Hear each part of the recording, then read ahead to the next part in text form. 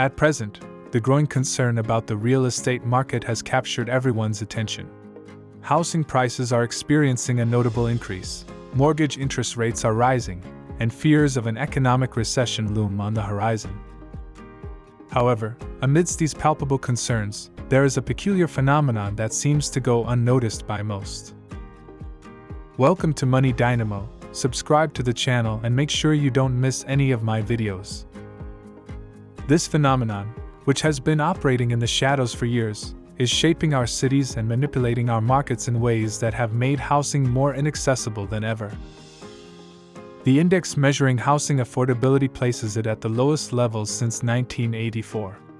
To understand who or what is behind this change, it is crucial to explore how our perception of housing has evolved over the decades. Before the 1980s, a house was simply a place to live, a shelter from the winter cold, and perhaps a space with a garden to enjoy.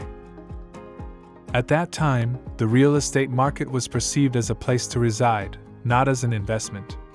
Although house prices rose, they did not outpace wage growth or stock market returns. No one expected to get rich from their house. They simply saw it as a way to safeguard their money. However, this perception changed in the 1980s with the introduction of mortgage-backed securities. Imagine a basket full of mortgages from various people that can be bought and sold like a stock on the stock market. This new investment approach incentivized banks to lend money to anyone wanting to buy a house, even if it was risky to lend to certain individuals. Banks could bundle those mortgages into a basket and sell them to third parties. This shift towards real estate investment accelerated price increases much faster than wages, resulting in many people being unable to afford homes. The disconnect between regular incomes and housing costs continues to widen today without clear logic. In this landscape, Wall Street plays a crucial role, making the situation even more puzzling. Until 2008, most people investing in homes were ordinary individuals, families who had saved enough to achieve the American dream of owning a home and earning additional income by renting it out. However, in the early years of the 21st century, Wall Street's greed triggered a significant problem. They lent large sums of money to people wanting to buy homes, taking excessive risks by lending more than people could realistically afford. This practice led many people to buy larger and more expensive homes than they could sustain in the long run. When this housing bubble burst, millions of people were forced to sell their homes, leading to an unprecedented economic crisis. Home prices dropped, and the crisis triggered a wave of foreclosures, with 4.7 million between 2007 and 2011 in the United States. The United States government intervened to curb the crisis and found a solution in investors and hedge funds with resources to buy homes on a large scale. Wall Street saw an opportunity and launched a program that facilitated the sale of foreclosed homes. This strategy helped stabilize the real estate market by preventing an even greater fall in home prices. From this point, Wall Street identified an even more lucrative opportunity. Instead of selling the homes as initially promised, they chose to hold on to them and rent them out indefinitely.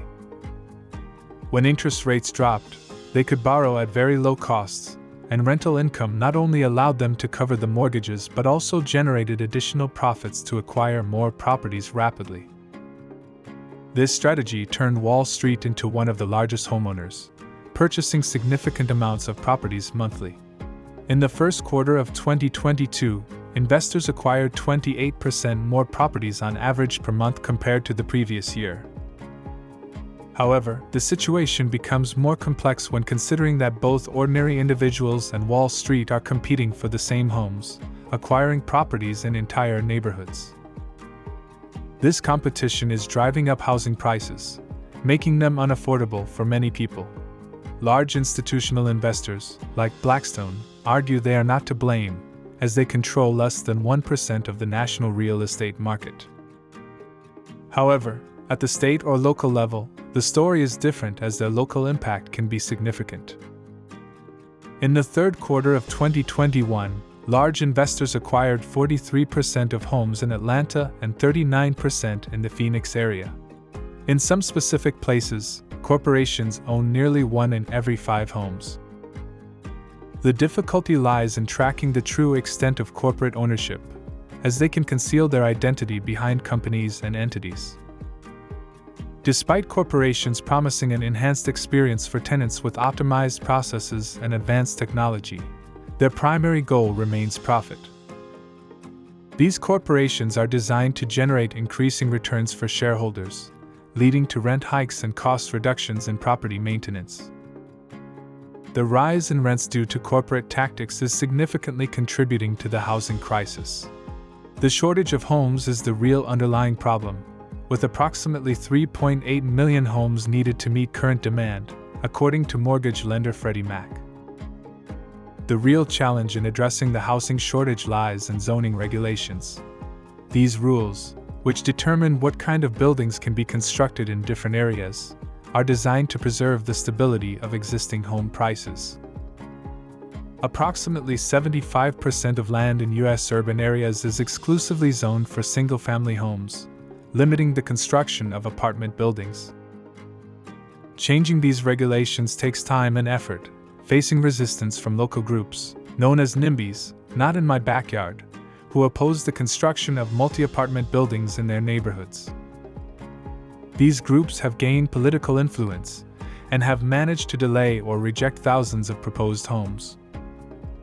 The home construction industry has also faced challenges, from the 2008 recession to current issues in the supply chain that have increased construction material costs. Both political groups and corporations struggle to adapt to this complex real estate market, but it is ordinary families who suffer the consequences of these problems. Despite the challenges, there are potential solutions to alleviate the housing shortage and make homeownership more attainable. Policymakers could implement measures to streamline zoning regulations, encouraging the construction of more affordable housing options in various neighborhoods. Additionally, incentives for developers to invest in affordable housing projects could play a crucial role in addressing the demand-supply imbalance. Moreover, community engagement and education are pivotal in dispelling misconceptions surrounding multifamily housing. By fostering a deeper understanding of the benefits of diverse housing options, including apartment buildings and townhouses, it is possible to garner broader support for changes in zoning regulations. This shift in perception is essential to overcoming NIMBY opposition and promoting inclusive urban development. Lastly, a comprehensive approach to solving the housing crisis should include social initiatives aimed at supporting vulnerable populations affected by rising housing costs. Affordable housing programs, rent control measures, and community land trusts are among the strategies that can help create more equitable access to housing. By combining regulatory reforms, innovative construction practices, increased transparency, and social initiatives, there is a greater likelihood of establishing a balanced and sustainable real estate market that serves the needs of diverse communities. In conclusion, the current crisis in the real estate market is a symptom of a larger problem, the housing shortage. While Wall Street and corporations may be contributing to rent increases, the real root of the problem is the lack of available homes. Addressing this problem requires tackling zoning regulations and overcoming local resistance to multifamily home construction. Only then can balance be restored in the real estate market and make housing accessible for everyone. Here ends the video, my friends. If you liked the video, do not hesitate to like, subscribe, and hit the bell to not miss any of our trips. Until next time.